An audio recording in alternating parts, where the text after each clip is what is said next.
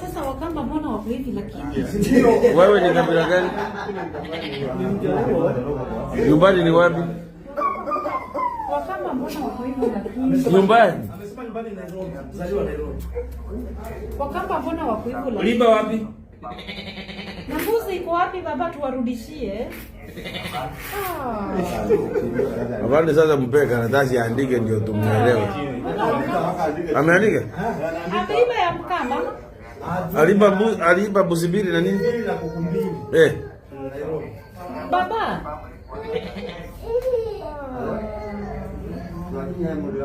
Na hii mganga anaitwa nani alifanya hii maneno na wewe Kabila gani?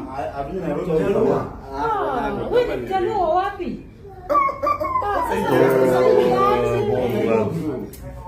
Mjaluo wapi huyu na